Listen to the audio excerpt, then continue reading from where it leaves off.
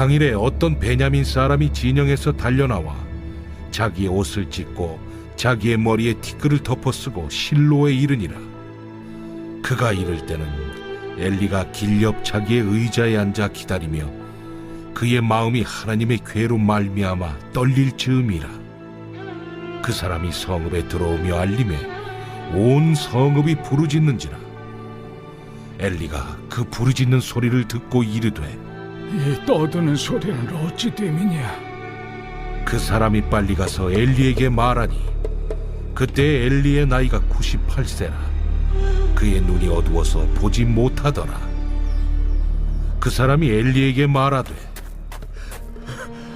나는 진중에서 나온 자라. 내가 오늘 진중에서 도망하여 왔나이다. 내 아들아, 일이 어떻게 되었느냐? 이스라엘이 블레셋 사람들 앞에서 도망하였고 백성 중에는 큰 사륙이 있었고 당신의 두 아들 홈니와 비느하스도 죽임을 당하였고 하나님의 괴는 빼앗겼나이다. 하나님의 괴를 말할 때 엘리가 자기 의자에서 뒤로 넘어져 문 곁에서 목이 부러져 죽었으니 나이가 많고 비대한 까닭이라. 그가 이스라엘의 사사가 된 지 40년이었더라. 그의 며느리인 비느하스의 아내가 임신하여 해산 때가 가까웠더니 하나님의 괴를 빼앗긴 것과 그의 시아버지와 남편이 죽은 소식을 듣고 갑자기 아파서 몸을 굽으려 해산하고 죽어갈 때 곁에 서 있던 여인들이 그에게 이르되 두려워하지 말라. 내가 아들을 낳았다. 하되 그가 대답하지도 아니하며 관념하지도 아니하고 이르기를 영광이 이스라엘에서 떠났다. 하고 아이 이름을 이가봇이라 하였으니 하나님의 괴가 빼앗겼고 그의 시아버지와 남편이 죽었기 때문이며 또 이르기를 하나님의 괴를 빼앗겼으므로 영광이 이스라엘에서 떠났다 하였더라.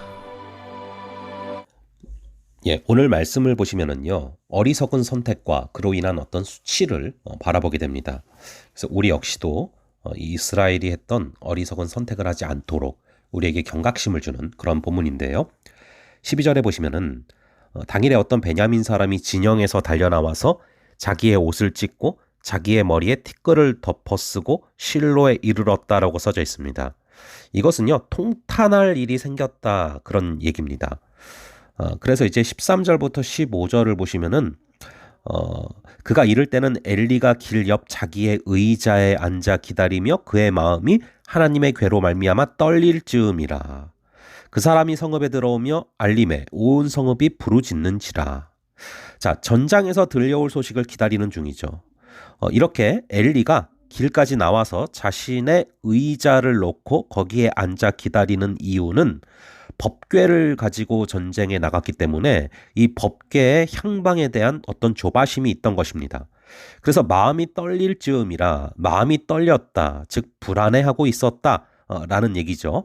그런데 그런 상황 가운데 사람들이 부르짖었다고 써져 있어요. 사람들이 부르짖었다라는 것은 인간의 힘으로는 해결하지 못할 상황이 벌어졌다라는 것이 기록되고 있는 것입니다. 엘리가요, 지금 어떤 상태입니까? 15절에 보시면은 그때 엘리의 나이가 98세라 그의 눈이 어두워서 보지 못하더라. 여러분이 엘리가 눈이 어둡다라는 것은 이스라엘의 상태를 기록해 주고 있습니다. 지금 이스라엘이 굉장히 위기에 처해 있는 그런 영적으로 어두운 상황이라는 것이죠. 16절과 17절에 보시면 그 사람이 엘리에게 말하되 나는 진중에서 나온 자라. 내가 오늘 진중에서 도망하여 왔나이다. 자, 이 사람은 진중에서 도망친 자라고 스스로 말하고 있습니다. 그러니까 전쟁터에서 파송한 공식적인 메신저가 아니라 진중에서 도망쳐서 겨우 살아나온 사람이에요. 그리고 굉장히 힘든 소식을 가져왔습니다. 이것이 전쟁에서 패배했다는 소식인데 기쁜 소식이라도 먼 길을 달려오면 힘들 텐데 이 전쟁에서 패배했다는 소식을 들고 오는 그 상황이 얼마나 힘들었겠습니까? 여러분, 이 세상도 힘든 소식이 가득합니다. 우리가 매체를 볼 때마다 그리고 여기저기서 힘든 소식들이 너무나 많이 들려옵니다. 그래서 여러분, 우리는 반드시 하루하루를 시작할 때 기쁜 소식부터 듣고 시작을 해야 됩니다. 복음을 듣고 시작을 해야 합니다. 큐티를 하면서 시작을 해야 합니다. 그러나 우리가 힘든 소식부터 접하고 시작을 하면은 우리의 마음이 무너지기가 너무나 쉽다라는 것이죠. 이 어려운 시대 속에서 들려오는 소리만 들으면은요, 우리가 낙심하고 무너질 수밖에 없습니다.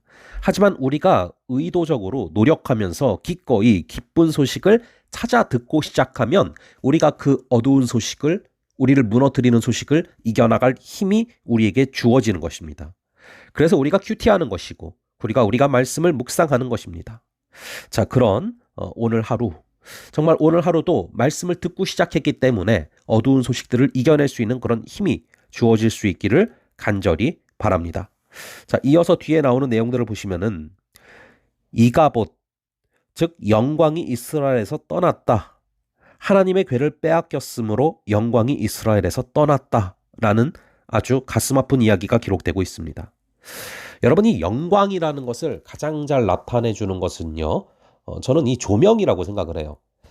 그러니까 지난 토요일 날 저희도 청년부 지체 결혼식이 있었습니다. 그런데 거기서도요, 제가 지난번 한번 흡사한 걸 느꼈던 기억이 다시 났는데요. 굉장히 집중이 잘 되는 결혼식이었어요.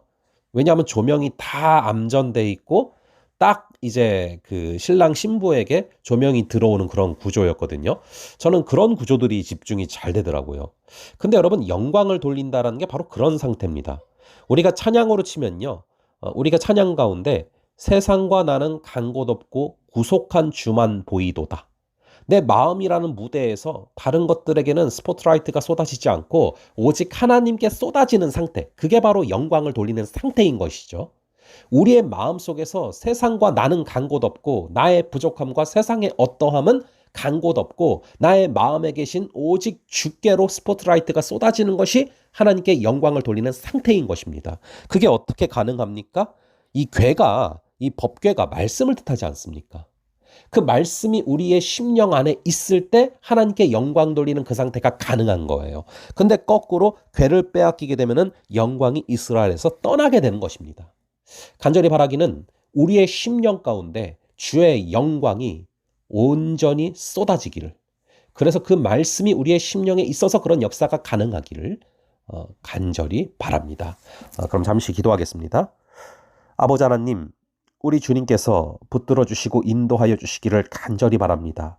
아버지 하나님, 오늘도 우리에게 계속해서 저절로 들려올 소식들은 낙심의 소리, 힘든 소식이 가득하게 될 겁니다. 하지만 그럼에도 불구하고 우리가 하나님의 그 말씀으로부터, 복음으로부터 주님께서 주시는 기쁜 소식을 듣고 시작한다면 그것을 능히 극복하고 이겨낼 힘이 우리에게 부어질 줄로 믿습니다.